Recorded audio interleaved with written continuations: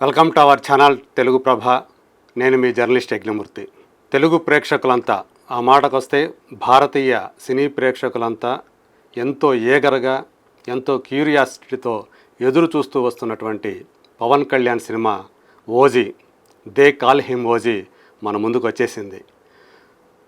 గతంలో అంటే ఈ మధ్యకాలంలో చూస్తే అత్తారింటికి దారేది సినిమా తర్వాత పవన్ కళ్యాణ్ సినిమాకు సంబంధించి అంతటి క్రేజ్ కానివ్వండి, అంతటి హైప్ కానివ్వండి వచ్చినటువంటి సినిమా ఇదే అని చెప్పాలి, ఓజీ అనే చెప్పాలి. పవన్ కళ్యాణ్ లుక్స్ గతంలో ఎప్పుడో గత ఏడాది 2024లోనే ఆ టీజర్ రిలీజ్ అయినప్పుడే సంథింగ్ ఈజ్ దేర్ అనిపించినటువంటి ఆ టీజర్, అప్పుడే ఆ లుక్స్కి చాలామంది స్పెల్ బౌండ్ అయిపోయారు.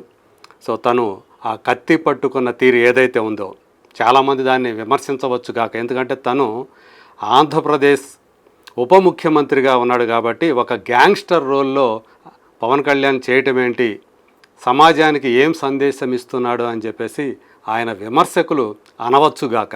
అయినప్పటికీ కూడా పవన్ కళ్యాణ్ లుక్స్ ఈ మధ్యకాలంలో ఎప్పుడూ కూడా అంతటి పవర్ఫుల్ లుక్స్లో ఆయన కనిపించలేదు.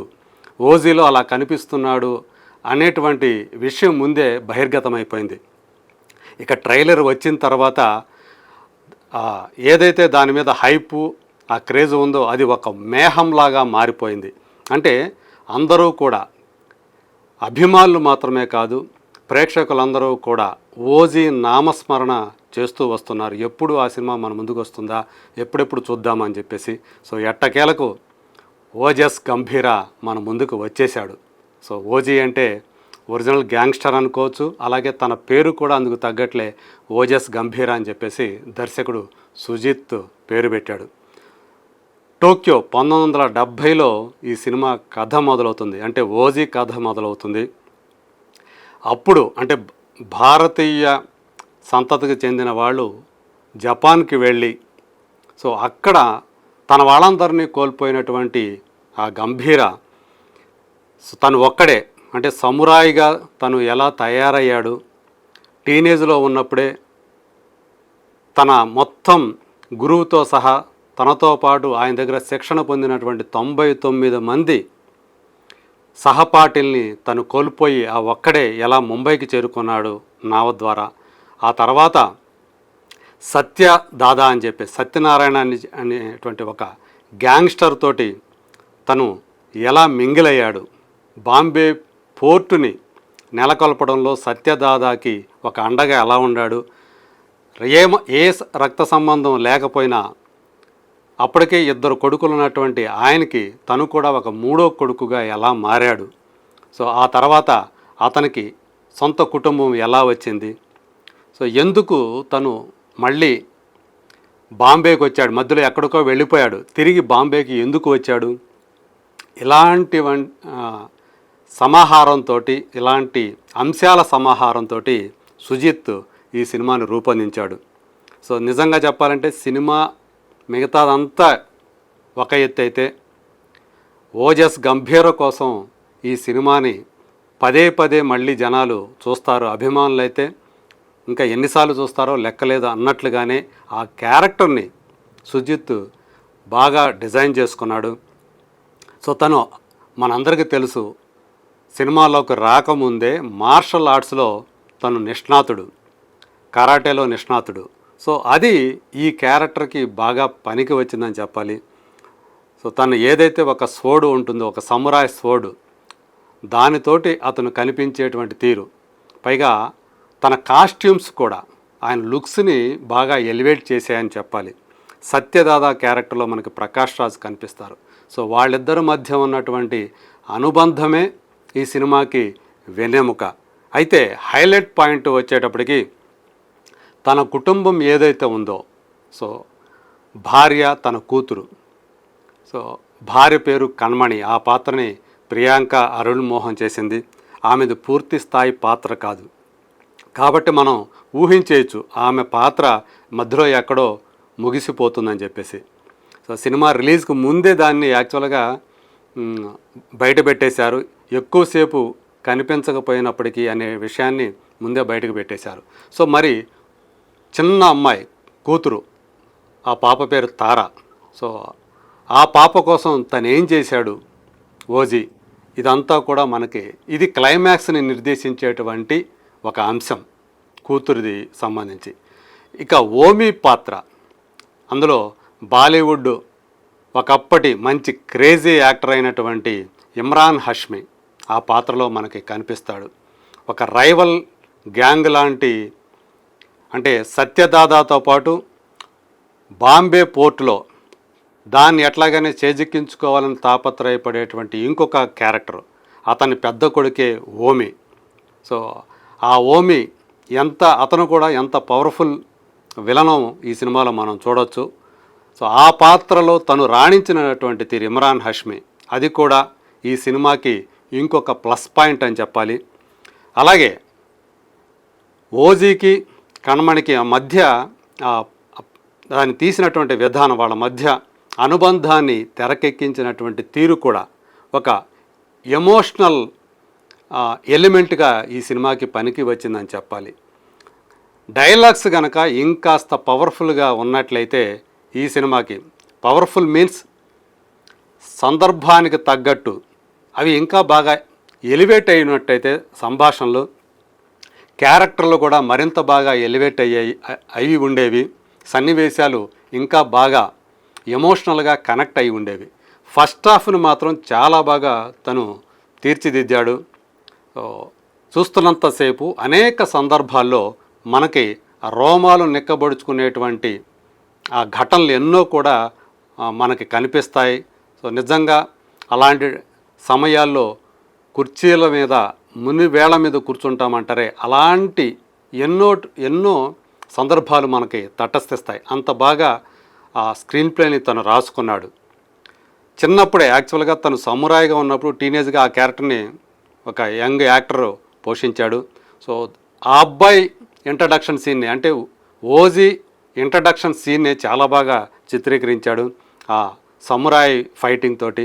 అలాగే పవన్ కళ్యాణ్ తను ఓజీగా ఫస్ట్ టైం మన కెమెరా ముందుకు వచ్చేటువంటి సన్నివేశం ఏదైతే ఉందో దాన్ని కూడా చాలా గొప్పగా డిజైన్ చేశాడు. అది చాలా బాగా ఆకట్టుకుంటుంది ఫ్యాన్స్కి. అయితే ఇక ఆ టైంలో ఒక పండగ లాంటి సన్నివేశం అనే చెప్పాలి ఆ ఇంట్రడక్షన్ సీను. అలాగే ఇంటర్వెల్ సీన్ కూడా చాలా బాగా డిజైన్ చేశాడు. అది కూడా అంటే అది అందులో ఎంత రక్తపాతమైన ఉండొచ్చు, ఇంట్రడక్షన్ సీన్ అయినా అలాగే ఇంటర్వెల్ సీన్ అయినా రెండూ కూడా హింస మోతాదు ఎక్కువగా ఉండేటువంటి సందర్భాలే అయినప్పటికీ కూడా వాటిని చాలా గ్రిప్పింగ్గా, అంటే అవి అవసరం అన్నట్లుగా ఆ ముందు లీడ్ ఏదైతే ఇచ్చాడో దర్శకుడు, అది మాత్రం నిజంగానే చాలా బాగా వచ్చిందని చెప్పాలి. కాకపోతే ఈ సెకండ్ హాఫ్లో ఏదైతే ఆ ఇద్దరి మధ్య ఆ రొమాంటిక్ సన్నివేశాలు వస్తాయో భార్యాభర్తల మధ్య, వాటిని బాగా చిత్రీకరించాడు గంభీర కణమణి మధ్య. సో అవి మాత్రం చాలా క్యూట్గా చిత్రీకరించాడని చెప్పాలి. ఆ తర్వాత ఆ స్క్రీన్ ప్లేలో ఆ గ్రిప్ అనేది కొంచెం డౌన్ అవుతూ రావటం మనం గమనిస్తాం. చివరికి మళ్ళీ క్లైమాక్స్కి వచ్చేటప్పటికి ఆ క్లైమాక్స్ ముందు వచ్చేటువంటి ప్రీ క్లైమాక్స్, ఇక్కడి నుంచి మళ్ళీ దాన్ని క్యారీ చేయగలడు, ఆ ఎమోషన్ని క్యారీ చేయడంలో తను సక్సెస్ అయ్యాడు డైరెక్టరు. సో నిజంగా కాకపోతే ఈ సినిమా సంబంధించి ఒక ప్రధానంగా మనకు కొట్టొచ్చినట్టు కనిపించేటువంటి విషయం, అనేక మంది తారలు, చాలామంది పేరు పొందిన వాళ్ళు ఇందులో కనిపించడం, అనేక పాత్రలు కనిపించడం. సో ప్రధాన పాత్రలు మనం ఆల్రెడీ ఇప్పుడు చెప్పుకున్నాం. ప్రకాష్ రాజు, ప్రియాంక అరుళ్, అలాగే ఓమి పాత్రలో ఇమ్రాన్ హష్మి, వీళ్ళందరూ కాకుండా అనేక మంది, హరీష్ ఉత్తమన్ తనకి ఒక అనుచరుడిగా కనిపిస్తాడు. అలాగే గతంలో పలు సినిమాల్లో హీరోగా కనిపించినటువంటి వెంకట్ ఈ సినిమాలో ఒక చిన్న పాత్రలో కనిపించడం. అలాగే రాహుల్ రవీంద్రన్ అంటే తను హీరోగా సినిమాలు చేశాడు, ప్రాధాన్యం ఉన్నటువంటి పాత్రలు ఎన్నో చేశాడు, కానీ ఈ సినిమాలో ఒక చిన్న పాత్రని అతను ఒప్పుకున్నాడు. మరి ఎందుకు ఒప్పుకున్నాడో తెలియదు కానీ, సో అట్లా పెద్ద పేరున్న వాళ్ళు, గతంలో హీరోలుగా చేసిన వాళ్ళు అనేక మంది ఈ సినిమాలో కనిపిస్తారు. అభిమన్యు సింగ్ ఒక విలన్గా కనిపిస్తాడు ఇన్స్పెక్టర్గా బాంబేలో. అలాగే శ్రియారెడ్డి, సో ఆమె పాత్ర కూడా, సో తను ఎంత శక్తివంతమైనటువంటి నటో ఈ సినిమా ద్వారా మరోసారి నిరూపించినట్లయింది. సో ఆమె కూడా గీత అనేటువంటి పాత్రలో, అంటే ప్రకాష్ రాజు పెద్ద కోడలుగా ఆమె ఈ సినిమాలో కనిపిస్తారు. అలాగే అర్జున్ దాస్ గీత కొడుకుగా, సో ఆ పాత్రలో తను కూడా అర్జున్ దాస్ చాలా బాగా రాణించాడు. శ్యామ్ గతంలో చాలా సినిమాల్లో, తమిళ సినిమాల్లో హీరోగా నటించాడు, తెలుగు సినిమాలో కూడా హీరోగా నటించాడు. అలాగే ప్రాధాన్యమైనటువంటి పాత్రలు చేశాడు. ఇందులో తను ప్రకాష్ రాజ్ పెద్ద కొడుకుగా కొద్దిసేపే కనిపిస్తాడు, అది కూడా అంత ప్రాధాన్యం లేనటువంటి పాత్ర. అలా కొన్ని పాత్రలు ఇలా వచ్చి అలా పోవటం అనేది, ఆ పాత్రలో పేరు పొందిన నటులు కనిపించడం అనేది ఈ సినిమాకి సంబంధించినటువంటి గమనించదగ్గ ఒక విషయంగా చెప్పుకోవాలి. టెక్నికల్ విషయానికి వస్తే మాత్రం తమన్ ఎరగదీశాడని చెప్పాలి. ఈ సినిమాకి నిజానికి లైఫ్నిచ్చింది తన బ్యాక్గ్రౌండ్ స్కోర్ తోటి 100% తమననే చెప్పాలి. సో తను ఆ హీరో ఎలివేషన్ సన్నివేశాలు ఏవైతే ఉన్నాయో ప్రతి సందర్భంలో కూడా అతను కొట్టినటువంటి బీజియం సో అసాధారణ స్థాయిలో ఉంది. ఇప్పటిదాకా బహుశా తను ఎన్నో సినిమాలు చేశాడు, కానీ ఎంత ఈ స్థాయి పవర్ఫుల్ బీజిఎంని గతంలో మనం చూడలేదు. అలాంటి ఒక గొప్ప బ్యాక్గ్రౌండ్ స్కోర్ని ఈ సినిమాకి అతనిచ్చాడు. ఖచ్చితంగా చాలా కాలం అతనిచ్చినటువంటి ఆ బీజిఎంఏ సపరేట్గా విడదీసి చూస్తే అది కూడా చాలా పాపులర్ అయ్యే అవకాశాలు కనిపిస్తాయి. అలాగే ఈ సినిమా సంబంధించి 2 సినిమాటోగ్రాఫర్లు పనిచేశారు. ప్రధానంగా రవి కే చంద్రన్ తన యొక్క కెమెరా పనితనం ఈ సినిమాలో మరోసారి అద్భుతంగా ఆవిష్కృతమైంది. మనోజ్ పరమహంస కొంతవరకు పనిచేశాడు.